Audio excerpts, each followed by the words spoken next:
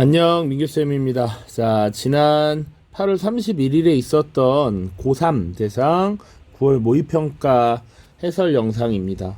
원래 당일날 찍어서 올리고 싶었는데 사실은 뭐 2학년 것도 찍고 그리고 이런저런 핑계로 조금 미루다가 뒤늦게 좀 촬영을 하게 됐습니다. 우리 계속 2학년들 세계사 수업을 하면서 이 고3 문제를 같이 풀고 있어요. 그리고 선생님이 항상 이야기를 했지만 내용 확인은 보통 평가원 모의고사 문제로 하는 것이 좋다 이렇게 얘기를 했기 때문에 지속적으로 풀어줄 겁니다. 앞으로 선생님이 수업에 사용하는 교재에는 이런 것들을 추가하겠지만 지금 이미 수업을 듣고 있는 학생들은 추가로 좀 보면 좋지 않을까 해서 갖고 왔고요. 필요한 학생들만 선택적으로 들으면 되겠습니다. 1번부터 쭉 보도록 할 텐데 문제가 전반적으로 어렵다는 평이 많습니다. 실제로 선생님도 풀어보면서 좀 당황스러운 문제들이 있었어요. 그러니까 너무 어렵다라고 해서 세계사 포기하지 말고 문제 꼼꼼히 보면 또 찾을 수 있으니까 한번 같이 열심히 해봤으면 좋겠습니다. 1번부터 보도록 하죠. 자, 1번은 고정형 문항이죠. 문명을 묻는 문제입니다. 그래서 빠르게 넘어갈 텐데요. 이것은 수메르인의 도시 라가시에서 제작된 원뿔 형태의 점토 유물입니다. 그래서 쐐기 문자로 되어 있습니다. 이렇게 나와 있어요. 여러 가지 힌트가 지금 있죠. 요 문명은 메소포타미아 문명이구나 라는 것을 바로 알 수 있어야 합니다. 자, 그래서 메소포타미아 문명과 관련된 정답을 찾아야겠죠. 딱 보이시나요? 1번부터 5번까지 보면 자, 정답은 3번입니다. 우리가 일반적으로 많이들 알고 있는 메소포타미아 문명의 특징이라고 하면 원래 이런 자료를 주고 보통은 지구라트에 대해 묻는 경우가 많았을 텐데 혹은 함무라비 법전에 대해서 묻는 것이 일반적인데 조금 구석에서 한번 이렇게 내봤습니다. 60진법과 태음력을 사용하였다라고 되어 있어요. 지금 이제 너무 문명 파트의 문제가 계속 반복되어 왔기 때문에 조금 지엽적인 설명도 이렇게 나타날 수 있겠다. 그리고 또 나오자면 뭐 현세적 세계관을 갖고 있었다. 그리고 다신교의 특징을 갖고 있다. 뭐 이런 것들 찾아볼 수 있겠네요. 자, 그리고 조금만 더 하면 고대 수메르인이라고 했는데 이 메소포타미아 문명 수메르인 처음에 등장했고요. 그 다음 아카드인 그리고 아무르인이 이 지역에 대한 문명을 발전시켰다. 특히 이 아무르인이 바빌로니아 왕국이라고 하는 것을 건립해서 바빌로니아 왕국 당시 함무라비 왕의 법전이 굉장히 유명하다라고 이야기했습니다. 2번으로 넘어가죠. 가나 사건에 대한 설명으로 옳은 것은입니다. 보통 기본적으로 출제를 할 때 첫 페이지는 그래도 여러분들이 너무 좌절하지 않게끔 문제를 내는 것이 일반적인데 사실은 조금 생소할 수도 있겠다라는 것이 제 생각입니다. 자, 12월당이라고 하는 내용이 나와 있는 이 가 자료는 일단은 한 번쯤 출제가 된 적이 있습니다. 물론 밑에 청년 티르크당도 뭐 마찬가지지만 잘 보시면 서유럽 사상에 영향을 받은 청년 장교들이 비밀리에 12월당을 결성했다. 그래서 짜르의 서거로 권력의 공백이 생긴 틈을 타서 베스투제프 형제를 비롯한 12월 당원들이 상트페테르부르크에서 봉기를 시도하였다. 그러나 짜르의 군대에 의해서 진압되었다. 요게 힌트고요. 12월을 의미하는 데카브리스트라는 표현. 그래서 데카브리스트의 봉기가 가 자료가 되겠습니다. 자, 이것은 시기 문제로 한번 출제가 되었던 주제이고요. 1825년입니다.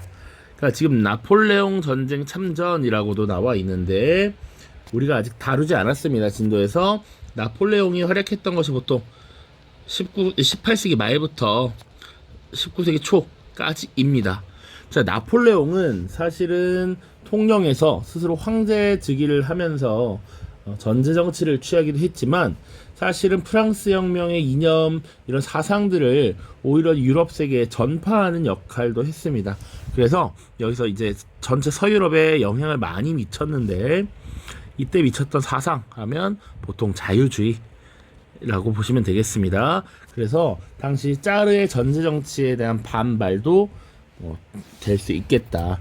그리고 여기서 조금 더 봐야 될 것은 여기 짜르의 군대, 러시아의 황제를 짜르라고 불렀는데 여기서 짜르는 니콜라이 1세라고 하는 짜르였습니다. 황제 니콜라이 1세.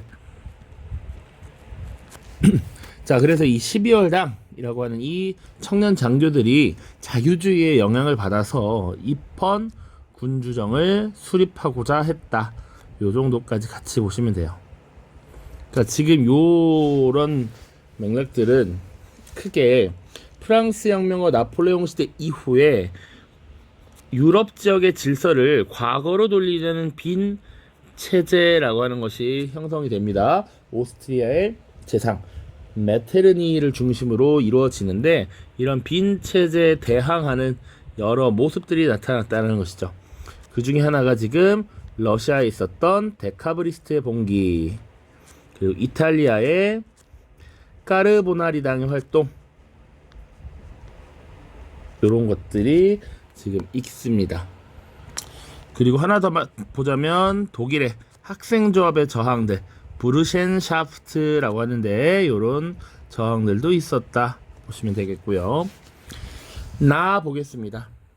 술탄 압둘 하미드 2세가 범이슬람주의를 강조하면서 자유주의를 탄압하자 제3군단 소속 청년 장교들이 파리에 있던 튀르크 비밀혁명 집단과 손을 잡고서 거사를 계획했습니다. 거사의 방법과 전략을 둘러싸고 논란이 계속되는 가운데 제3군단 장교 아흐메드 니아지가 전격적으로 군사행동에 나섰고요. 다른 청년 장교 등이 그의 모험에 가담함으로써 무장봉기는 이스탄불 등지로 확산되었습니다. 자, 지역으로서도 어느 정도 국가를 한정 지을 수 있다. 지금 여기 이스탄불, 술탄 이런 표현이 나오니까 이거 오스만 제국에 있었던 사실이구나 라는 것 좀 봐야 하고요. 자, 요 자체가 지금 청년 장교라는 표현들이 있죠. 그래서 이 오스만 제국 내에서 나타났던 청년 튀르크당의 혁명 운동이라고 보시면 되겠습니다. 청년 튀르크당. 이 자료만 봤을 때 조금 어려움을 느낄 수 있습니다. 1908년에 있었던 것입니다. 자, 요 청년 튀르크당의 운동도 기본적으로 입헌 군주정을 목표로 했다라는 것 알고 계시면 되고요. 우리 아직 진도를 나가진 않았는데 오스만 제국이 점차 쇠퇴하는 과정에서 이제 근대화를 추진하는 개혁을 실시합니다. 탄지마트라고 하는 제도 있죠. 제도 개혁, 은혜 개혁이라고 하는데 이 위로부터의 개혁이 추진됩니다. 그리고 이 탄지마트의 추진 과정의 끝에 있는 인물이 이제 미드라트 파샤라는 인물이 있고요. 그래서 입헌 정치를 추구하고 헌법을 제정했으나 나중에 러시아와 오스만 투르크의 전쟁을 거치면서 다시 술탄이 전제 정치를 추구하는 것이죠. 여기 자리에도 나와있지만 술탄이 다시 한번 자유주의를 탄압하면서 사실상 전제 정치를 강화하려고 시도했던 것입니다. 이것에 대한 반발이 바로 청년 튀르크당의 운동이에요. 자, 그래서 다시 한번 청년들이 들고 일어나서 입헌 군주정을 시도하려 했다. 이렇게 보시면 되겠습니다. 자, 보시면요. 데카브리스트의 봉기였는데 7월 혁명의 영향을 받았다라고 되어 있는데 이 7월 혁명은 프랑스에서 1830년에 있었던 혁명이죠. 그러니까 훨씬 이전의 사실이에요. 그러니까 맞지 않습니다. 자, 7월 혁명은 뭐였습니까? 당시 프랑스의 샤를 10세 부르봉 왕조가 다시 돌아왔는데 그 이후에 샤를 10세 전제 정치에 반발하여 들고 일어난 혁명이었죠. 그래서 새로 루이 필리프를 왕으로 추대했던 혁명입니다. 2번 선거권을 노동자층까지 확대할 것을 요구하였다. 요것은 이제 영국의 자유주의 개혁에서 1832년 분명 영국에 1차 선거법 개혁이 있었습니다. 이때 도시의 상공업자들은 나름 선거권이 보장되고 참정권이 확보되었으나 이때 노동자들은 혜택을 얻지 못했죠. 그래서 노동자들에게 선거권을 확대하라라고 요구했던 것이 차티스트 운동이라고 기억하시면 되겠습니다. 자, 1838년의 일이고요. 요 가와는 관계가 없습니다. 입헌 정치의 부활을 주장하였다. 요게 정답이 되겠죠. 탄지마트를 거쳐서 미드하드 파샤의 이런 입헌주의 운동의 복귀를 요청했던 것이 바로 나입니다. 4번 제국 내에서 와하브 운동의 등장을 초래하였다. 요것은 나중에 사우디아라비아라는 국가, 사우디 왕국의 성립에 관련된 이야기이기 때문에 관계가 없고요. 가와 나 모두 공화정이 아니라 입헌 군주정의 수립을 목표로 했습니다. 그러니까 정답은 3번이 되겠네요. 자, 3번 문항 보겠습니다. 중국사는 그나마 비교적 평이합니다. 밑줄친 왕조에 대한 설명을 옳은 것은 최치원 기념관입니다. 우리 한국사에서도 통일신라식이 나오는 인물이죠.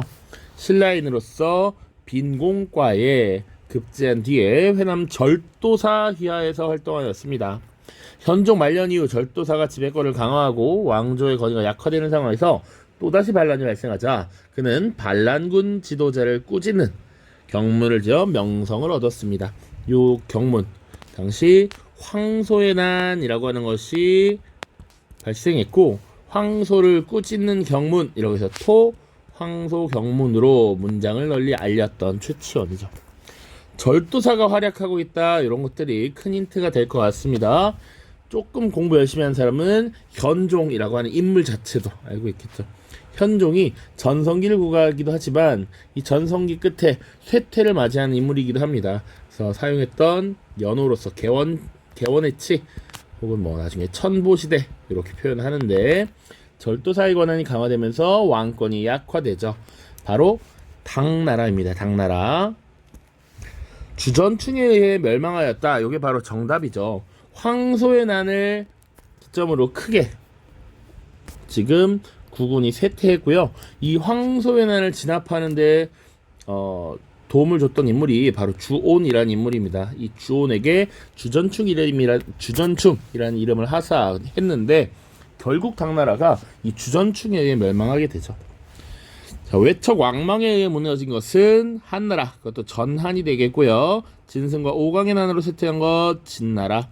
황건적의 난은 한나라죠. 한나라. 특히 후한이 되겠습니다. 이자성의 농민군에게 수도가 점령된 것은 바로 명이죠. 명. 1644년입니다.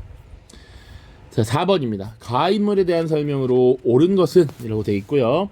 레피두스 사후에도 혼란은 지속되었다. 레피두스라는 인물 공부를 많이 해서 익숙하면 유리합니다.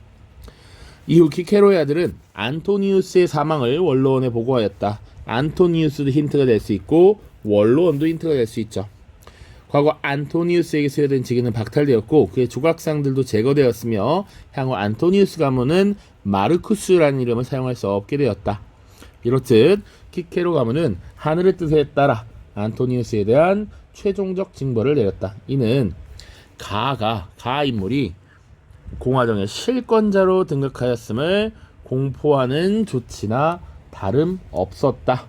지금 이 인물이 누구인가를 알 수 있어야겠죠. 자, 근데 레피두스 안토니우스 나왔으면 사실 조금 눈치를 이미 챈 사람도 있을 거예요. 그리고 안토니우스가 죽게 된 계기라고 한다면 이 마지막 안토니우스와 이 가 인물이 싸웠던 악티움 해전이라는 것 기억을 하면 좋겠고요. 자, 그래서 가 인물은 바로 옥타비아누스가 되겠죠. 옥타비아누스. 항상 수능에서 단일한 인물로서는 가장 많이 출제된 인물이 바로 옥타비아누스다 라는 것도 수업 때 설명을 했던 부분입니다. 자, 1번 보기 쭉 보죠. 제국을 4분할하여 통치한 것은 3세기 말 4세기 초에 넘어가는 디오클레티아누스이고요. 콘스탄티노폴리스로 천도했다. 콘스탄티누스죠. 자, 스파르타쿠스의 난을 진압하였다. 요게 크라수스라고 하는 인물입니다. 크라수스. 그리고 4번 프린캡스라고 하는 칭호를 사용하였다. 이게 정답이 되겠죠. 프린캡스라고 하는 호칭은 바로 제1시민이라는 거야. 왜 이런 호칭을 사용했다? 과거 카이사르가 사실상 이 전제 정치를 취하려고 하니까 암살당했단 말이죠. 그거에 대한 학습 효과도 분명 있었다. 그래서 나는 다른 뜻을 품은 게 아니라 이 로마의 제1시민으로서 로마를 위해 열심히 일을 하고 헌신할 것이다. 이런 것들을 약간 강조하는 이런 표현입니다. 자, 그래서 프린캡스라는 칭호를 사용하였다. 맞죠? 그랬더니 나중에 원로원에서 뭐라고 호칭을 부렸다? 존엄한자라고 하는 아우구스투스라는 표현도 이렇게 내렸죠. 아우구스투스. 자, 정복지 곳곳에 알렉산드리아를 건설하였다. 알렉산드로스가 되겠죠. 자, 다음 5번입니다. 5번. 가 인물에 대한 설명으로 옳은 것은, 이거 아마 우리 다다음 시간 정도에 볼 것 같습니다. 난리 수습을 위해서 우리 제국의 수도까지 오시느라 노고가 크셨습니다. 이 회담을 주재하게 된 가입니다. 오스트리아를 대표하여 환영합니다. 오스트리아의 수도에서 열린 회의네. 오스트리아의 수도가 바로 빈입니다. 빈. 자, 그래서 쭉쭉쭉 나와 있습니다. 초래한 혼란에서 벗어나야 한다. 그래서 그리스도교의 숭고한 정신 아래에 단합해야 한다. 폭도를 물리친 러시아와 프로이센의 공을 인정합니다만 영토를 과도하게 확장하는 일은 없어야겠습니다. 유럽은 입법의회가 소위 혁명 전쟁을 선포하기 이전의 영토로 돌아가야 합니다. 조금 이 유럽 쪽의 스토리를 쭉 가지고 오고 있습니다. 자, 지금은 가 인물에 대해서 묻고 있으니까 이 빈 체제를 주도했던 오스트리아의 대표, 바로 재상 메테르니히를 묻는 것이고요. 이 메테르니히에 대한 설명만 찾으면 되겠습니다. 1번 철혈 정책을 추진하였다. 요거는 독일 통일 과정에서 주도적인 역할을 수행했던 프로이센의 재상 오토 폰 비스마르크입니다. 자, 농노 해방령을 반포하였다. 이것은 러시아의 짜르였던 알렉산드르 2세고요. 연도는 1861년입니다. 요게 은근 많이 출제되는 연도니까 꼭 기억을 해두시길 바래요. 2월 혁명의 영향으로 실각하였다. 프랑스에서 7월 혁명과 2월 혁명이 연달아 발생합니다. 1830년. 그리고 2월 혁명은 1848년입니다. 자, 프랑스에서 2월 혁명은 기존의 10월 혁명으로 교체한 왕이 다시 전제 정치를 강화하고 문제를 일으키자, 이에 대한 시민들, 노동자들과 시민들이 반발을 했던 겁니다. 노동자와 시민들이 주로 이제 참정권을 요구하면서 일으킨 것이고, 이때 공화정으로 넘어가게 돼. 자, 이 프랑스 2월 혁명이 유럽 전역에 영향을 미칩니다. 그러니까 프랑스라는 국가의 위치가 유럽의 중앙의 센터에 위치해서 각국에 영향을 미칠 수 있는 포지션이었던 것이죠. 그래서 이 프랑스의 2월 혁명이 나중에 오스트리아 3월 혁명에도 영향을 그대로 미치게 됩니다. 그래서 이 빈 체제가 무너지고 메테르니가 권력을 잃게 되는 것, 그리고 3번이 정답이 됩니다. 자, 2월 혁명의 영향으로 직접적으로 실각한 건 프랑스에서는 루이 필립이고요. 그리고 이후에 오스트리아에도 이게 영향을 미쳐서 3월 혁명으로 이어진다. 그래서 결국 메테르니가 실각합니다. 아메리카에 대한 유럽의 불간섭을 주장한 것은 미국의 대통령이었던 멀로입니다. 멀로. 그래서 이것을 멀로 독트린 혹은 멀로 선언이라고 하는데요. 이것도 연도를 기억해 두셔야 합니다. 1823년, 위에는 1848년이고요. 철혈 정책이니까 이것은 단순하게 한 해에 있었던 것은 아니고 쭉 이어지는 대략 1850년대, 60년대 정도가 되겠습니다. 5번 시칠리아, 나폴리 등 이탈리아 남부를 점령하였다. 이것은 이탈리아 통일전쟁 과정에서 남부지역이라고 하면 우리 가리발디라고 하는 인물을 기억해야 합니다. 가리발디. 자, 이 인물은 이탈리아 통일과 관련이 있고요. 한 명 더 누구 더 기억해야 되니? 라고 하면 당시 사르데냐 왕국의 재상이었던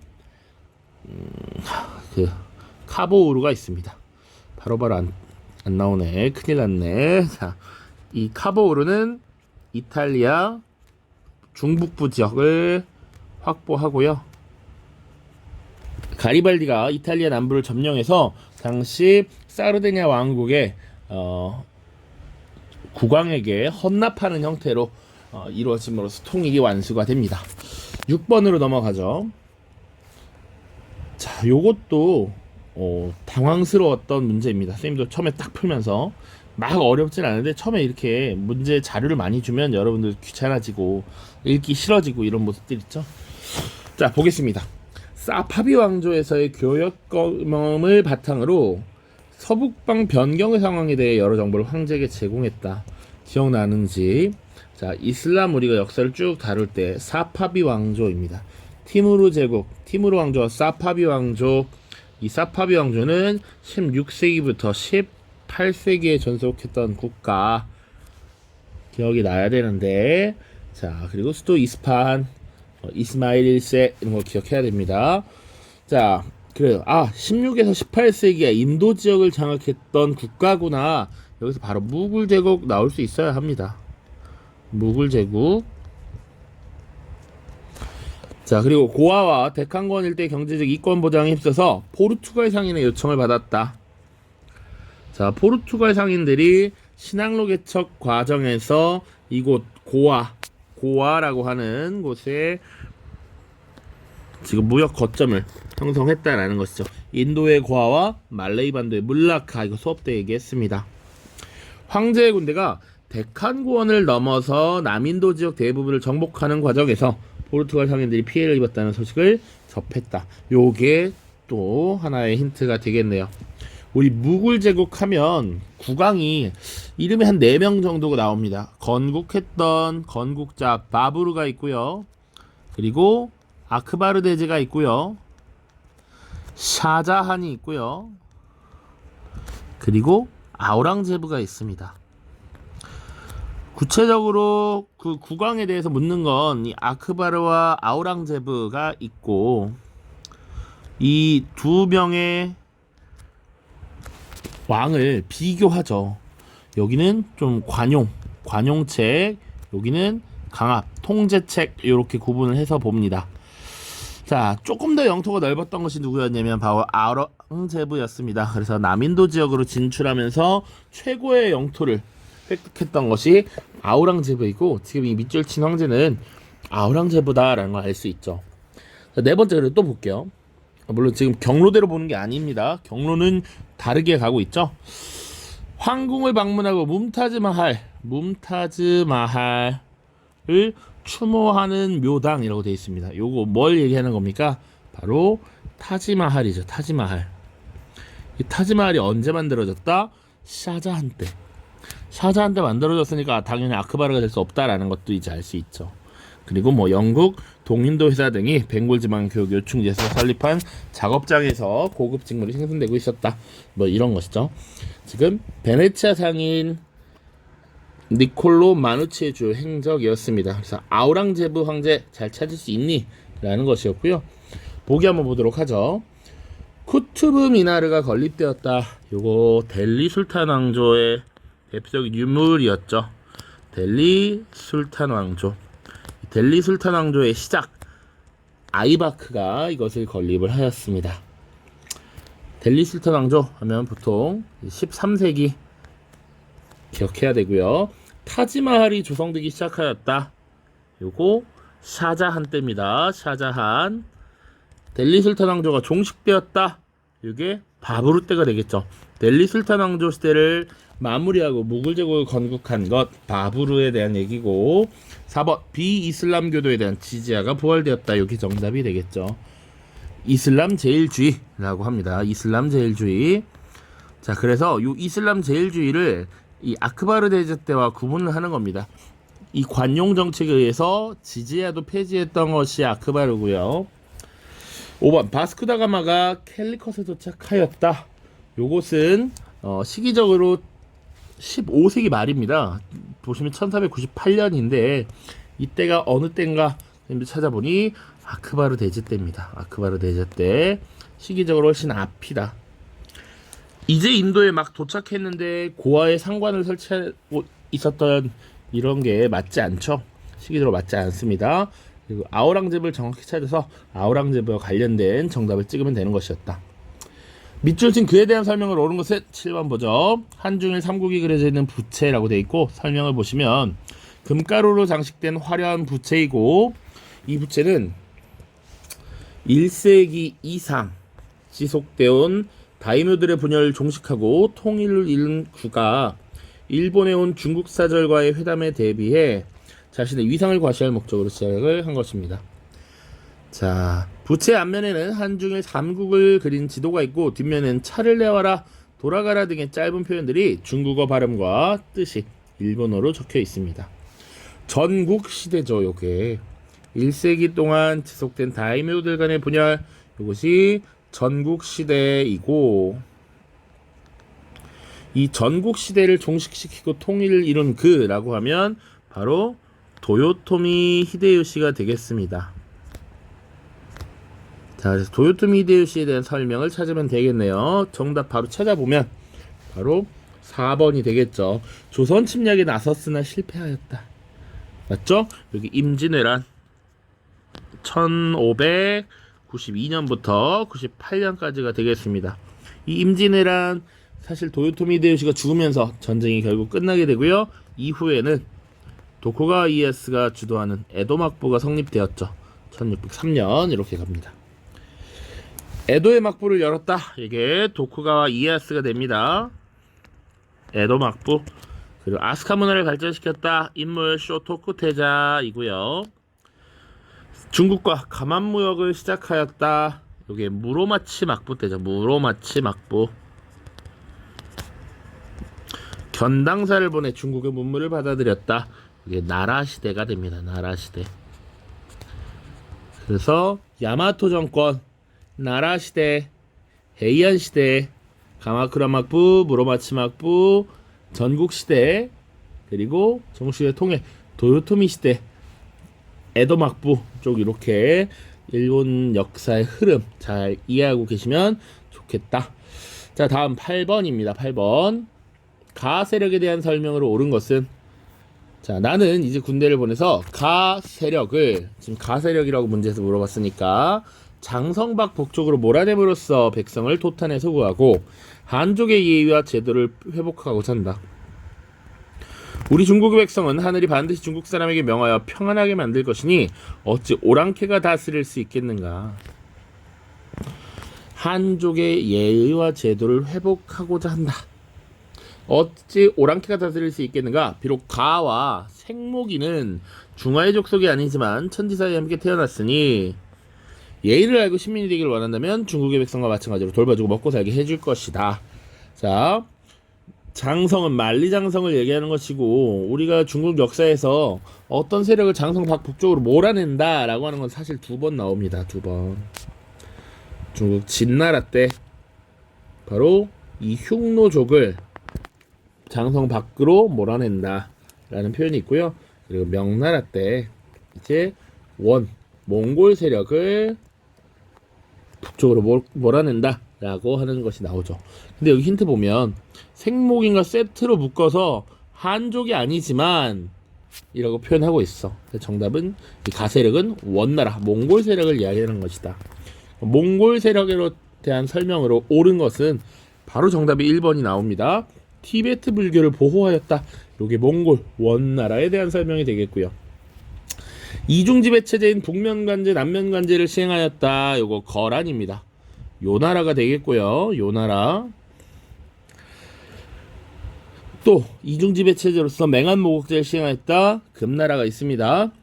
자, 수도 카이펑을 함락하고 황제 등을 포로로 끌고 갔다. 수도 카이펑, 이 나라는 바로 북송이죠. 북송. 북송의 수도를 함락하고 황제 등을 포로로 끌고 간 것은 바로 여진족이 세운 금나라가 되겠습니다. 이 사건은 정강의 변이라고 하죠. 정강의 변. 사고전설을 간행하여 한족 지식인의 사상을 통제하였다. 바로 만주족 혹은 또 여진족이라고도 할 수 있는데 청나라가 되겠고요.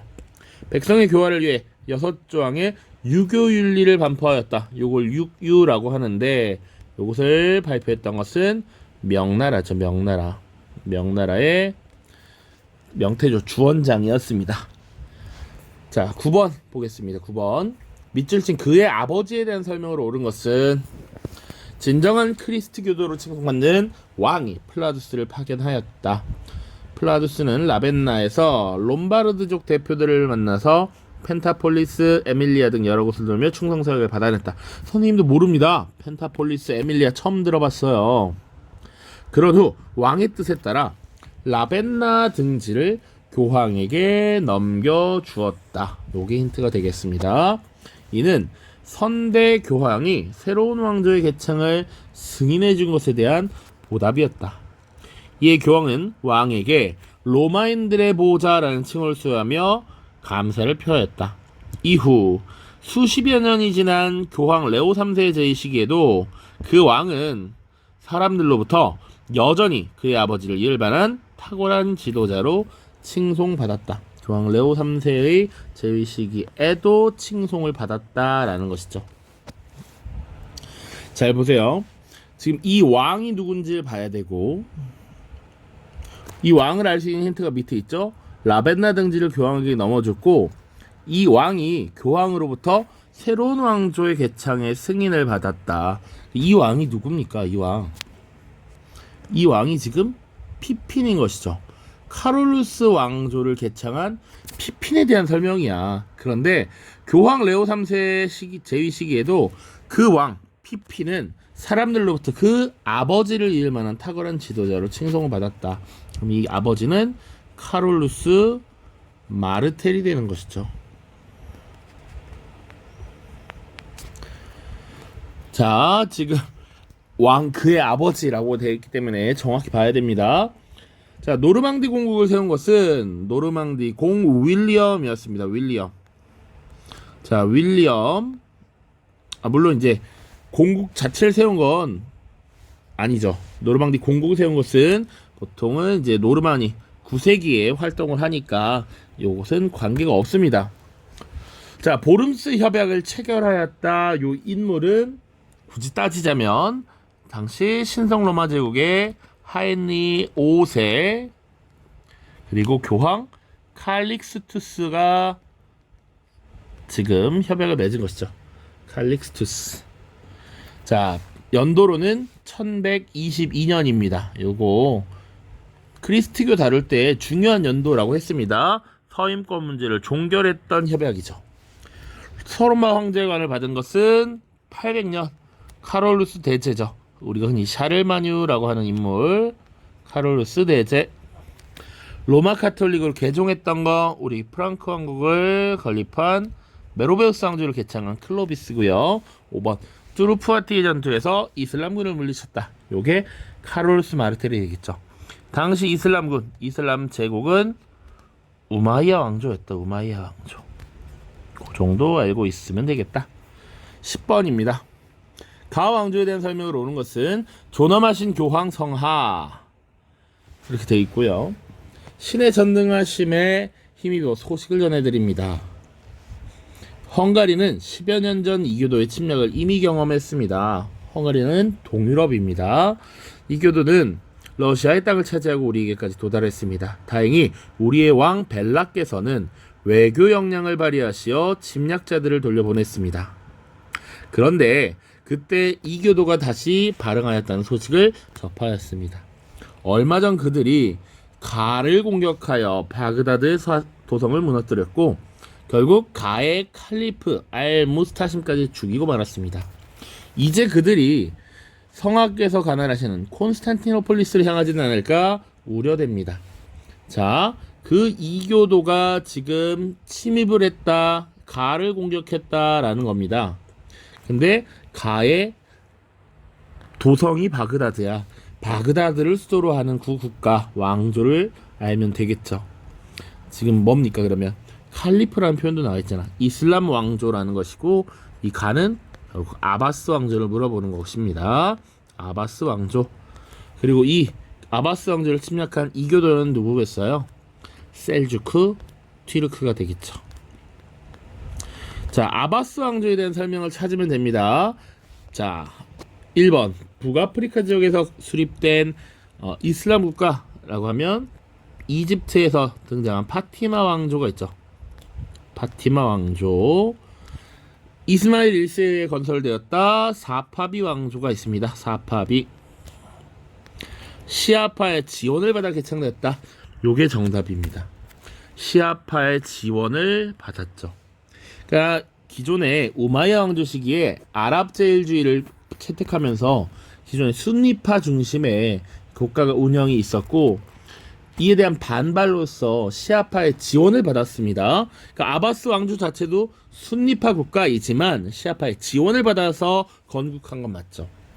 그러면 별도로 시아파 이슬람교 국가는 무엇이 있었나? 시아파 바로 아까 북아프리카에서 건국했던 파티마 왕조라든지 뒷날 등장하는 사파비 왕조가 바로 시아파 이슬람교 국교입니다. 두 가지는 따로 기억을 해두자. 사산 왕조를 정복하였다. 정통 칼리프 시대 때죠. 정통 칼리프 시대. 그리고 이베리아 반도까지 영토를 확장하였다. 우마이야 왕조가 되겠습니다. 그럼 아바스 왕조는 영토를 안 가졌나요? 그치. 그래서 우마이야 왕조가 무너질 때 그 왕족의 일파가 이베리아 반도에 가서 후 우마이야 왕조를 개창하죠. 지금 10번까지 받고 영상 자체는 하나로 올라갈 텐데 선생님이 목이 좋지 않아서 잠시 쉬었다가 갈 겁니다. 11번부터 이어서 하겠습니다. 자, 이어서 11번 문제부터 또 시작하도록 하겠습니다. 가나 국가에 대한 설명으로 옳지 않은 것은 이라고 되어 있고요. 신문의 형태로 나와 있는데, 최근 영국은 가나라와 화해를 약속했다라고 되어 있습니다. 자, 양국은 가나라가 남하 정책을 꾸준히 추진한 이래 크림 전쟁이나 이란 지역의 카자르 왕조를 둘러싼 이권 다툼으로 계속 대립해 왔습니다. 자, 영국과 끊임없이 여러 문제로 대립했던 국가야. 여기 크림 전쟁, 남하 정책, 그래서 이 크림 전쟁 당시나 이란 지역의 카자르 왕조를 둘러싼 이권 다툼, 이런 걸로 지금 대립했던 나라가 어디냐? 라고 묻는 것이죠. 요 가는 러시아입니다. 러시아. 가는 러시아가 되겠고요. 역사적인 이번 화에는 카메룬과 토고의 식민화부터 모로코 사건에 이르기까지 노골적으로 표출된 나의 팽창 의지에 대한 양국의 공통된 우려에서 비롯된 것으로 보인다. 카메룬과 토고를 식민지로 삼은 국가, 모로코 사건으로 영국과 충돌한 국가, 이렇게 보시면 되겠습니다. 바로 나는 독일이 되겠죠. 그래서 러시아와 독일에 대한 설명으로 옳지 않은 것을 고르면 됩니다. 그러니까 지금 문제 유형이 두 개의 국가를 주고 지금은 단순하게 설명을 찾아라 돼 있지만 가와 나 국가 사이에 있었던 사실로 옳은 것은 이런 것들도 많이 출제가 되는 모습을 보이고 있기 때문에 선생님이 수업 때 가능하면 이런 것들을 조금 정리를 해서 제공을 할 수 있도록 하겠습니다. 자, 피해 일요일 사건이 발생하였다. 요거 러시아에 대한 설명 맞죠? 1905년에 있었던 사건입니다.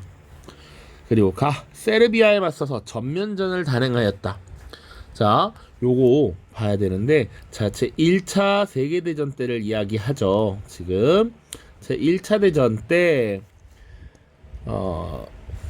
세계대전입니다. 세계대전. 크게는 이 게르만주의와 슬라브주의가 대립하여 싸우는 것인데, 이때 세르비아는 이 슬라브 계열이었습니다. 그래서 오히려 러시아랑 경쟁을 한 것이 아니라 후원을 받았죠. 그러니까 정답이 되지 않습니다. 자, 마른 전투, 쏨 전투에 참가하였다. 1차 대전의 대표적인 전투들인데 이 1차 대전을 주도했던 독일이 당연히 참여했던 전투고요. 1차 세계대전으로 식민지를 상실하였다. 1차 대전의 패전국이었으니까 식민지를 상실한 건 당연히 맞습니다. 그리고 가와 나 1차 세계대전 중에 황제가 퇴위하였다. 맞죠? 1차 대전을 거치면서 러시아에는 이 사회주의 혁명이 일어나게 되지. 공산주의 혁명이 일어나게 되면서 당시 황제가 물러나게 됩니다. 그렇다면 독일은 전쟁에서 패배하면서 이제 공화국 체제로 넘어가게 되죠. 그래서 당시 비렐름 2세가 퇴위하고 바이마르 공화국으로 넘어가게 되는 것이죠. 맞습니다. 설명. 정답은 2번이다. 12번 가왕조에 대한 설명을 옳은 것은 그림은 자연상태의 철광석을 강철로 재련하는 장면을 묘사한 것으로 그 원리는 오늘날과 같다. 가의 마지막 황제 치세인 숭정년간에 처음 발간되어서 당시의 전통산업기술 수준과 서양 문물의 자극을 보여주는 대표적인 실용과학서적이다. 이 책의 제목은 하늘이 빚어낸 것이라고 하여 천공이라 표현한 천연의 물질을 인간의 기술로 새롭게 개발한다. 물질을 개발한다라는 뜻을 담고 있다.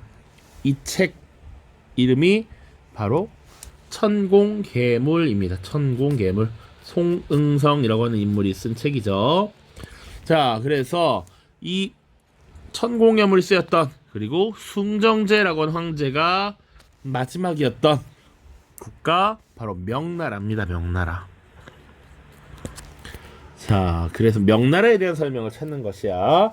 1. 서양식 무기를 제조하는 금릉기국을 설치하였다. 이건 청나라 때 양무운동 시기에 나타난 일이죠. 무기 제조 공장이었습니다. 심지어 한국사에서도 나옵니다. 영선사를 파견해서 이 난징의 금릉기국을 관찰하고 견문을 넓혀서 한국에 돌아왔고 기기창을 설치하였다 이런 얘기 했죠. 서역의 영향을 받은 이국적인 당삼체 당나라고요. 오수전이라고 하는 표준 앞에 한나라 때입니다. 그리고 4번 장거정이 개혁에 나서서 일조 편법을 전국적으로 확대하였다. 요게 명나라죠. 명나라 때 잦은 전쟁으로 재정 지출이 악화되자 장거정이 여러 가지 개혁 조치를 취했었다. 자, 그리고 이런 것은 이제 중국에 은 유입이 많아지면서 가능했다. 이런 얘기를 했었습니다. 교자와 회자를 발행하여 원거리 상업에 편의를 제공했다. 송혜교 이렇게 외우라고 했습니다. 송나라입니다. 송나라. 13번입니다. 가나 국가 사이의 관계에 대한 설명을 옳은 것은 이렇게 나온다. 이렇게 알겠죠? 중국은 지금 긴밀한 우방에서 적국으로 변모될 상황에 놓여 있다. 국민당과 공산당은 중재하기 위해서 베이징에 파견됐던 가 특사의 외교 고섭은 결국 좌절되었다. 그 후 재개된 전쟁에서 국민당은 수세에 몰렸다. 지금 국민당과 공산당을 중재한다라고 돼 있으니까 이거 2차 대전 이후 1949년에 중국에서의 패권을 두고 국민당과 공산당이 내전이 발생한 것이죠. 그렇지? 자, 국민당의 전략적 요충지는 무방비 상태가 되었고 나아가 만주사변을 일으켜 수립했던 괴뢰국의 예전 거점과 무기는 대부분 공산당 세력의 손에 들어갔다. 만주사변을 일으킨 나라가 나래. 자, 국공내전에서 특사를 파견해갖고 중재하려고 시도했던 나라, 만주사변을 일으킨 나라 각각 찾을 수 있겠습니까? 자, 나는 확실히 조금 더 쉽게 일본이라는 걸 알 수 있어. 가 아직 못 찾아서 밑에 더 볼게요. 가의 특사였던 국무장관이 지난해 발표한 서유럽 경제 재건 계획이 실행된 것. 당시 소련과의 이런 냉전 체제 하에서 경쟁 관계에서 서유럽의 경제를 재건하려 했던 마샬 플랜을 얘기하는 것이죠. 그러니까 가는 지금 어떤 나라다? 미국이죠, 미국. 자, 이 미국이 국공내전 당시에 이들을 중재하기 위해서 헐리라고 하는 인물을 파견했었습니다. 그러나 중재에 실패했다. 자, 그래서 미국과 일본의 관계를 지금 찾으라 라고 되어 있어요. 1번 포츠머스 조약을 체결했다. 이것은 러시아와 일본의 관계죠. 러일 전쟁의 결과 체결한 조약이었습니다. 전략무기 제한협정, 흔히 솔트라고 하는 것을 체결한 것은 미국과 러시아입니다. 미국과 러시아가 서로 경쟁적으로 지금 전략무기를 생산하고 개발하는 모습이 나타났기 때문에 이것을 억제하기 위한 제한협정이었다. 3번 태평양의 미드웨이 해전에서 격돌하였다. 요게 미국과 일본에 대한 설명이 되겠죠. 제 2차 세계대전 당시에 미국과 일본이 치른 전투입니다. 자, 일본이 1941년 하와이를 선제 공격함으로써 전쟁에 미국이 참여하게 되었고, 그 이후에 벌어진 1942년에 해전이라고 보시면 되겠습니다. 굳이 보자면 아까 포츠머스 조약 1905년이고요. 전략무기 제한협정 1972년입니다. 반둥에서 인도네시아의 지역이죠.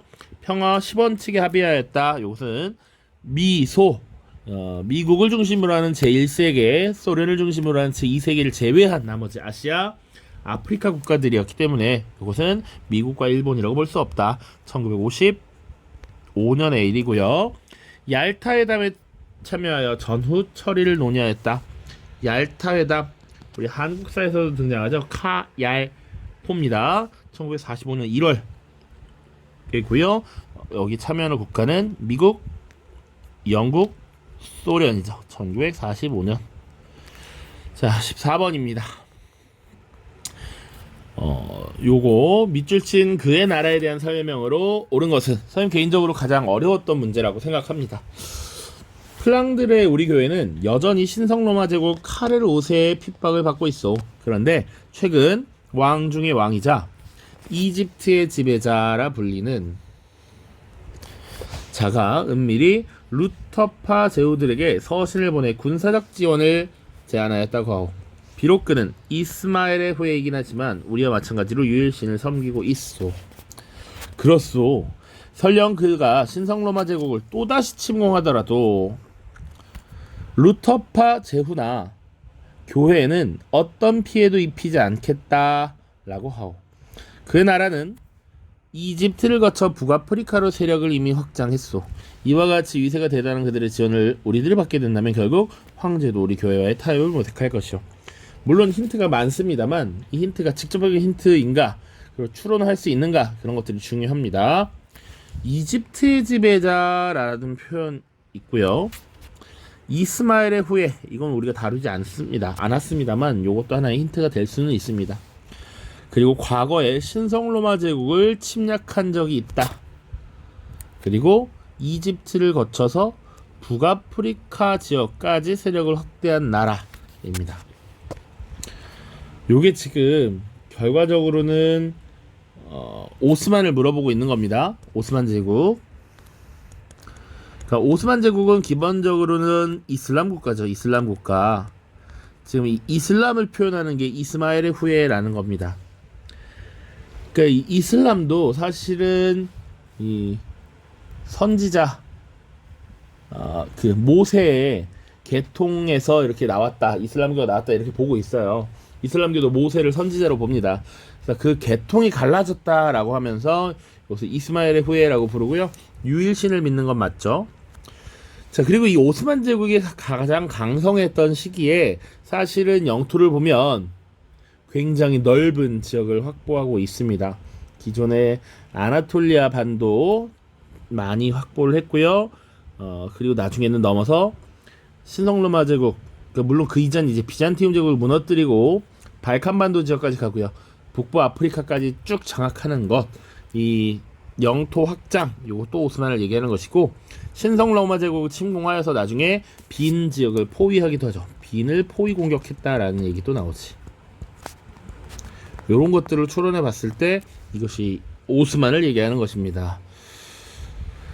자, 1번 알자스 로렌 지방을 병합하였다. 자, 이 알자스 지방에 대한 얘기는 우리가 이미 다룬 바가 있는데, 자, 이 알자스 로렌 지역은 프랑스와 독일 사이에 끼어 있는 지역이에요. 100년 전쟁 당시에 이 알자스 지역을 프랑스가 확보를 합니다.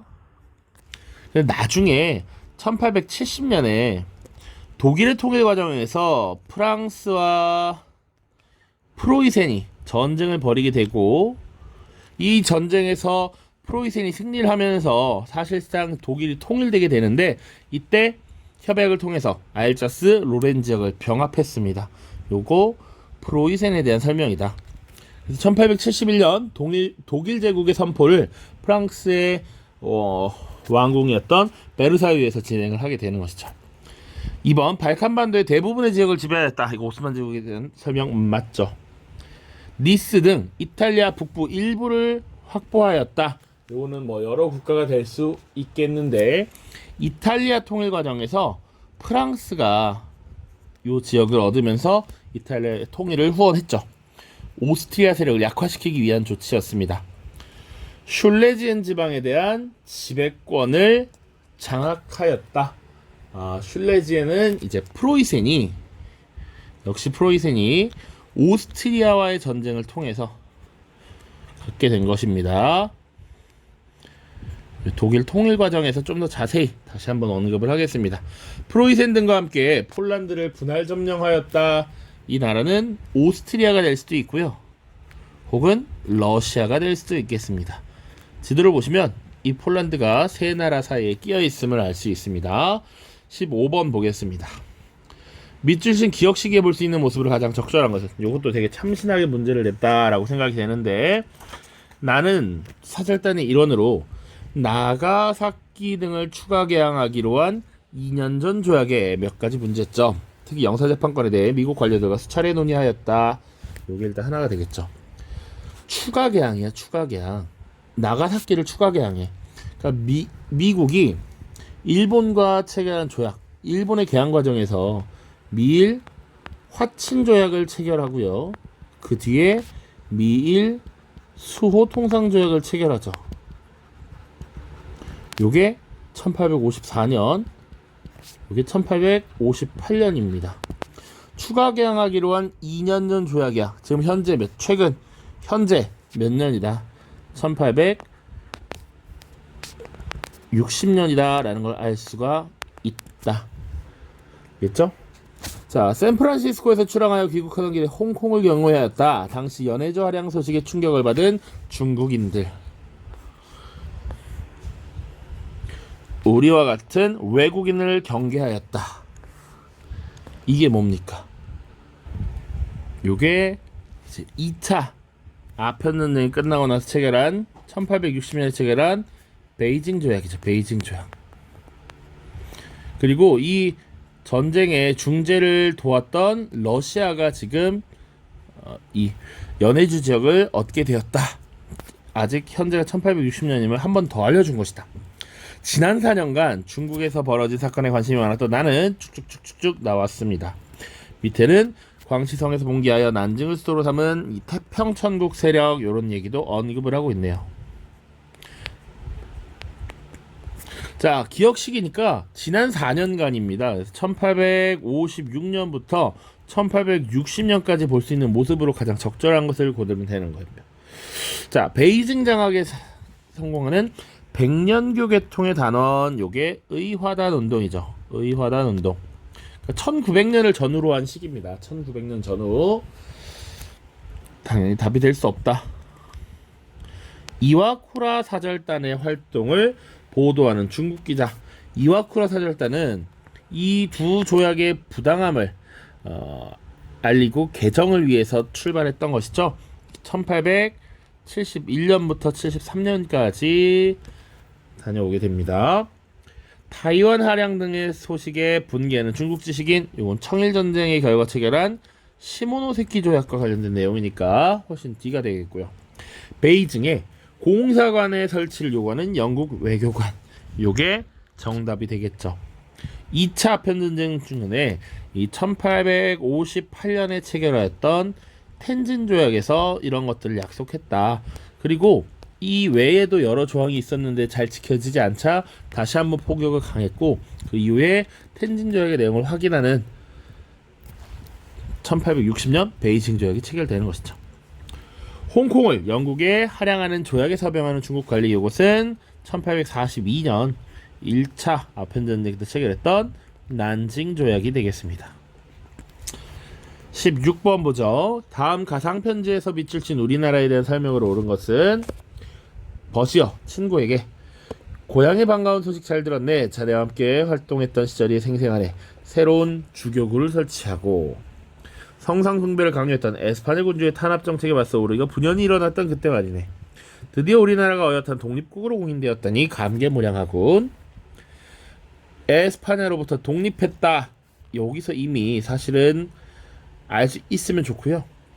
나는 이곳에서 잘 지내고 있다네. 10여 년 전에 포르투갈 상인들이 포교 문제로 이곳에서 추방된 이후에 상관은 번창하고 있지. 이곳은 인공섬이라서 가끔 풍랑 피해를 입는 것 말고는 별탈 없다네. 멀리 동방의 끝에서 이렇게 힌트가 굉장히 많이 나와 있습니다. 당시 에스파냐 군주가 가톨릭에 대한 강요를 하고 당시 신교도들을 탄압했다라는 것이죠. 그래서 당시 네덜란드 고이샌드를 중심으로 북부 7개 주가 독립전쟁을 벌이게 됐지. 그래서 독립국으로 공인되었습니다. 언제? 1648년 베스트팔렌 조약에서 승인을 받았습니다.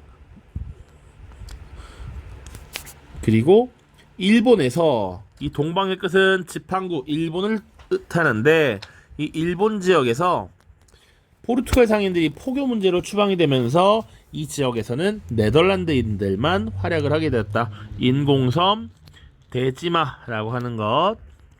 그리고 이 일본에 그래서 네덜란드인들이 전해준 과학기술, 서양에 발달된 문물 이런 것들이 난학이라는 이름으로 널리 알려졌죠. 자, 그래서 네덜란드에 대한 설명을 고르면 됩니다. 1번 플라시 전투에 승리하였다. 이곳은 영국에 대한 설명이죠. 영국이 프랑스군의 상대에서 승리를 거뒀습니다. 인도 차이나 연방을 조직하였다. 그래서 동남아 지역을 식민 지배하게 된 것 프랑스고요. 포토시 은광 개발을 주도하였다. 포토시는 지금 페루 지역이죠. 남아메리카 지역인데 이 지역을 주로 개발했던 거 에스파냐가 되겠고요. 4번 에스파냐를 몰아내고 필리핀을 지배한 것은 1898년에 전쟁을 치른 미국입니다. 자와섬을 장악하고 대규모 농장을 조성하였다. 자와섬이 인도네시아를 말하는 것이죠. 그래서 인도네시아를 식민지로 삼아서 무역을 주도했던 국가가 바로 네덜란드였습니다. 인도네시아. 17번 밑줄 친 이 왕조에서 볼 수 있는 모습으로 가장 적절한 것은 요것도 조금 까다로울 수 있었습니다. 프로코피우스는 유목민으로 알려진 에프탈은 이 왕조의 동북방 접경 지역에 머물고 있었다. 자, 우리 에프탈은 사실 딱 하나만 기억나요. 인도 지도가 이렇게 있고 인도가 이렇게 있으면 에프탈의 침입 이렇게 지도에 나왔던 거 기억나야 돼. 에프탈은 근데 이 왕조의 동북방에 있대. 여기가 에프탈인데 에프탈이 동북 쪽에 있대. 동북이라는 건 이 방향이잖아, 이 방향. 여기 있는 나라가 뭐야? 라고 물어보고 있는 겁니다. 일단 인도에는 뭐가 있어? 굽타 왕조가 있다 라고 배웠습니다. 4에서 6세기였습니다. 이 지역에 바로 붙어있는 게 지금 서아시아 지역인데 이 서아시아 지역 이슬람 세계에는 뭐가 있었느냐? 이게 바로 사산 왕조 페르시아입니다. 이 지리적 감각을 알고 있느냐, 갖고 있느냐, 그런 게 지금 이 문제의 키포인트였어. 이후 이들은 남아야 비옥한 토지를 경작하는 데 정착 생활을 병행하며 한 명의 왕이 다스리는 강력한 정치체제를 구축하였다 라고 기록하였다. 당시 에프탈은 이 왕조를 압박하면서 인더스강에서 티그리스강 유역에 이르는 동서교역망을 주도하였다. 한편 에프탈이 펀자브 지방을 침공하는 등 더욱 강성해지자 위기감을 느낀 파탈리푸트라의 궁정은 외교적 대응책을 펼치기도 했다. 여기 파탈리푸트라의 궁정은 바로 굽타 왕조의 수도입니다. 자, 그래서 이 왕조에서 볼 수 있는 모습이라고 돼 있어. 1번 가즈니 왕조와의 전쟁에 출정하는 장군. 가즈니 왕조는 인도 지역에 이슬람 세력이 진출했던 시기죠. 그래서 가즈니 구르 왕조라고 하면 보통 10세기, 11세기, 12세기 가즈니와 구르까지 포함해서야 가즈니 구르 왕조. 시기적으로 맞지 않죠. 암리차르의 황금사원에서 기도하는 신도 황금사원 하면 시크교입니다. 그래서 무굴 제국 시기 16세기가 되겠습니다. 자, 수도 이스파한면 사파비 왕조죠. 사파비 왕조가 존재했던 건 16에서 18세기고요. 비잔티움 제국과의 계속된 전쟁을 우려하는 상인, 요게 정답이 되겠죠. 이 서쪽에 비잔티움 제국이 있었기 때문에. 탈라스 전투에서 당나라 군대에 맞서 싸우는 병사, 요것은 아바스 왕조가 되니까 아바스 왕조는 8세기 이후입니다. 시기적으로도 맞지 않다. 그러니까 사실은 굽타 왕조만 찾아도 시기적으로 푸는 데는 지장이 없으나 정확하게는 지금 사사왕조 페르시아를 묻고 있었다. 18번입니다. 밑줄 친 혁명에 대한 설명으로 옳은 것은 대서양 너머의 봉고국에는 재정난에 직면하게 되자 식민지에 설탕세와 인지세를 부과했어. 인지세는 식민지인들의 반발에 부딪혀 폐지됐지만 곧이어 새로운 법을 제정해 차세 등을 징수하려 했지. 이에 분노한 식민지인들은 봉고국을 상대로 전쟁을 벌인 끝에 독립했어. 그들은 이를 혁명이라 불러. 이 문제는 좀 심플했습니다. 바로 미국 독립혁명이죠. 자, 이 독립혁명에 대한 설명으로 옳은 것을 고르면 1번 찰스 1세를 처형하였다. 요거 영국 내전입니다. 영국 혁명입니다. 자, 찰스 1세를 처형한 것 찰제인데 영국 혁명에서 당시 크롬웰이 찰스 1세를 처형하는 이런 모습이 나타나죠. 그리고 그 이후에 공화정이 들어섭니다.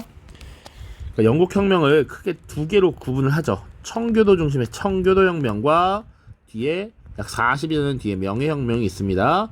그 중에서 찰스 1세의 처형은 이 청교도 혁명에 해당한다. 프랑스의 지원을 받았다. 이게 정답입니다. 당시 계속 지금 국가와 국가 간의 관계를 묻고 있는 문제들이 나타나는데 한 나라와 어떤 다른 나라의 사이가 항상 똑같이 지속되는 것은 아니다. 당시 국제관계 하에서 자국의 이익을 위해서는 때로는 적이었던 국가가 동료가 될 수도 있고 동료였던 국가가 적이 될 수도 있습니다. 이 당시에 영국을 견제하기 위해서 미국의 독립혁명을 프랑스가 지원을 했던 것이죠. 당시 프랑스의 왕이 누구였냐면 프랑스 루이 16세였습니다. 프랑스 혁명에 의해서 처형되는 왕이야. 이 왕이 이렇게 전쟁에 적극적으로 참여하다 보니까 재정이 악화되고 요런 나중에 비극적인 결과를 맞게 되죠. 임시정부를 무너뜨렸다라고 하는 것, 요거는 여러 가지가 되겠지만 주로 러시아 혁명에 대한 얘기입니다.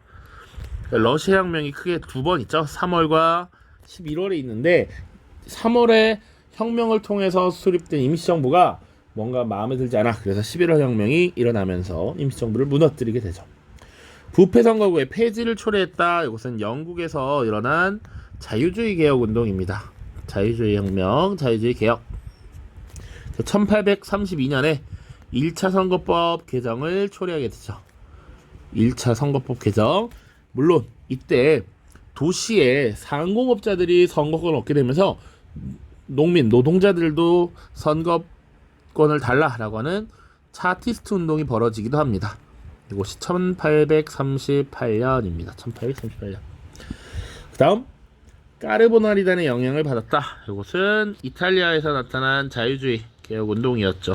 빈 체제에 대한 저항이었다라고 보셔도 되겠습니다. 19번입니다. 가정권 시기에 있었던 사실을 옳지 않은 것은 사실은 비슷한 문제가 6월에도 나왔습니다. 여섯째, 양국은 덴마크, 폴란드 등 유럽 대륙에 대한 가해 폭정을 끝내고 모든 국가가 자기 국경 내에서 안전히 살 수 있도록 한다. 지금 유럽이 가해 통치하에 들어가 있었다라는 것. 미국 루즈벨트 대통령과 영국 처칠 총리의 뉴펀들랜드 연안 선상회담 모습입니다. 당시 유럽의 평화는 베르사유 조약을 파기를 주장하며 집권한 가해 강제적 영토 병합과 전쟁 범죄로 산산조각난 상태였습니다. 이 회담에서 양국은 유럽, 더 나아가 세계 평화 회복을 위한 8개 원칙을 발표했습니다. 자, 베르사유 조약이라고 하는 것이 1차 대전의 결과로 체결된 조약이었죠.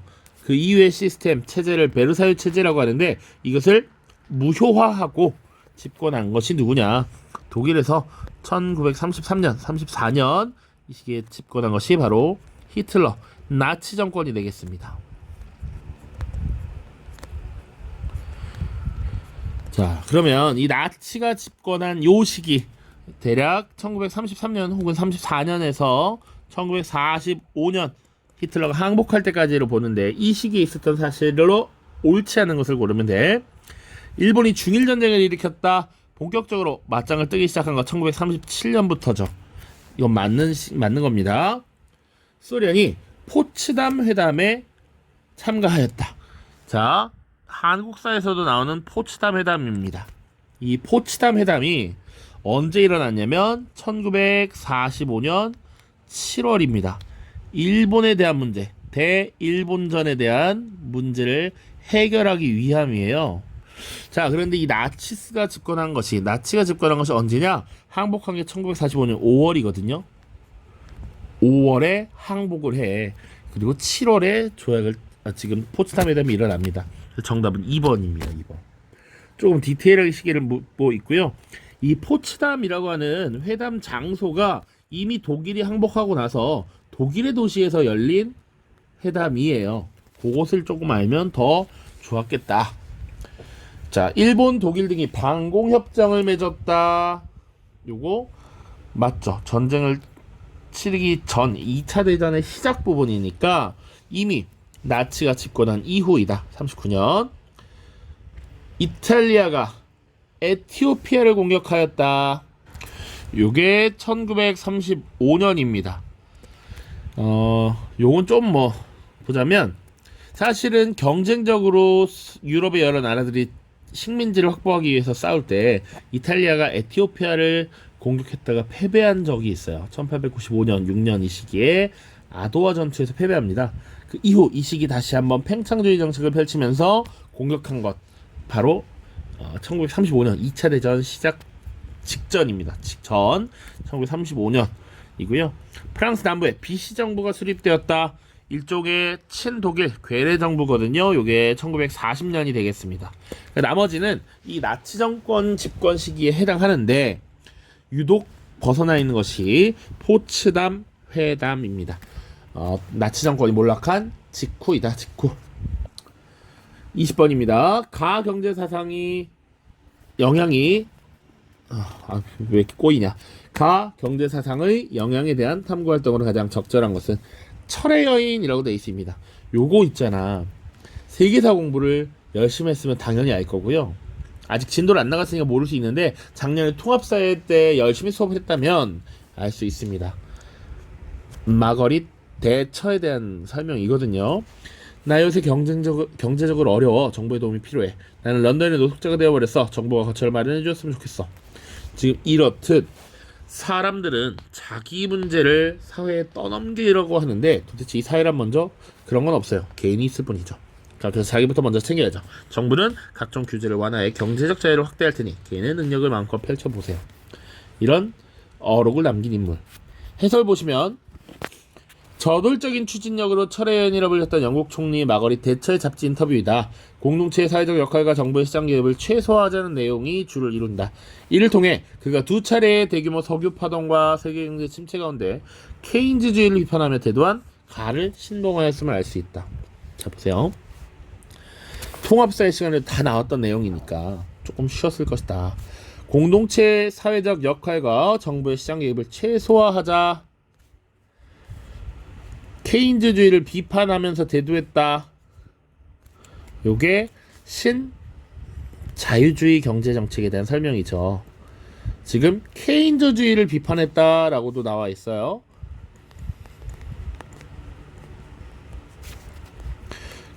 요렇게 변화했고, 자, 그 전에는 요런 경제 방향이 있었죠. 요 변화. 애덤 스미스로 대표되는 자유방임주의, 보이지 않는 손, 시장의 자율적인 조정과 기능 이런 것들을 강조했던 것이고, 이것이 문제가 발생한 것이 바로 대공황이었죠. 대공황. 자, 이 대공황을 거치면서 안 된다. 정부의 시장 개입을 적극적으로 해야 되고 공동체 사회적 역할 이런 거 강조하는 수정자본주의가 나타난 겁니다. 그런데 이렇게 바뀌게 된 계기가 여기 또 나와있죠. 두 차례의 석유 파동과 세계 경제 침체, 그 이후 다시 신자유주의로 돌아가는 모습. 통합사회 시간에 다 했잖아요. 중상주의, 자유방임주의, 수정자본주의, 신자유주의, 그쵸? 자, 이렇게 배웠습니다. 자, 신자유주의에 대한 탐구 활동이야. 신자유주의. 그러면 국가의 개입 최소화, 자유로운 경제활동 보장 이라고 하면 세계 무역기구 WTO를 통한 세계화의 확산 과정. 그래서 이 세계 무역기구에 가입한 국가들이 조금 더 자유롭게 무역에 종사할 수 있게 됐고, 국가와 국가 간의 자유무역협정이라고 하는 FTA 체결 이런 것들도 신자유주의에 대한 설명이 되겠습니다. 1번 와그너법. 요거는 언제냐면 대공황에 대한 미국의 대응 방식이었던 뉴딜 정책의 하나입니다. 그래서 약간 이제 노동조합을 설립할 수 있는 노동관계법이라고 보시면 됩니다. 신경제정책. 요거는 러시아혁명 당시 소련이 러시아혁명 이후에 공산주의 경제정책을 채택하다가 일부 자본주의 요소를 반영했던 것이 신경제정책입니다. 그리고 중국에서 인민공사가 조직된 계기, 요거 대약진 운동 시기인데 중국의 인민공사, 협동조합 이런 것들은 다 신자유주의와 전혀 관계가 없죠. 반대편에 있는 것이죠. 영연방이 파운드 블록을 수립한 원인, 요것도 대공황 이후니까요. 보통은 수정자본주의로 봐야 되는 것이 1번, 4번. 그리고 공산주의와 관계된 것. 물론 신경제정책, 네프라고 하는 것은 공산주의 속 자본주의 요소 도입이니까 또 다르지만 아무튼 이렇게 살펴볼 수가 있겠습니다. 자, 지금 20문제를 다 풀어봤는데요. 이게 사실은 상당히 쉽지 않습니다. 문제가 점점 까다로워지고 있고 항상 이야기하지만 출제자분들이 너무 어렵게 내시는 경향이 있어서 내가 너무 미워 죽겠다, 그분을 찾아가서 항의하고 싶다, 이런 얘기 많이 합니다. 수업 때 많이 얘기하죠. 여러분들이 세계사를 되게 즐겁게 여기고 많이들 선택했으면 좋겠는데 문제가 어려워지고 까다로워지는 것 같아서 조금 마음은 아픕니다. 실제로 요 모의평가 컷은 뭐 학원가마다 조금씩 이야기가 달라지는데 45점 이야기가 가장 많더라고요. 근데 사실은 그 아래도 충분히 나올 수 있을 것 같습니다. 44, 43까지도 갈 수 있지 않을까, 이런 생각이 들 정도로 매우 난이도가 꽤 있었다. 예를 들면 처음 일단 2번부터 당황을 했을 것 같고요. 그 외에 뭐 14번, 17번 이런 문제들 진짜 까다로웠다 라고 보여집니다. 아무튼 고생 많았고요. 나중에 꼭 세계사 만점 받으시고 힘을 얻으시길 바라겠습니다. 자, 모두 고생 많았고요. 다음 영상, 우리 수능 해설 영상도 또 올릴 테니까 모두 힘내시기 바랍니다. 고생 많았습니다. 화이팅!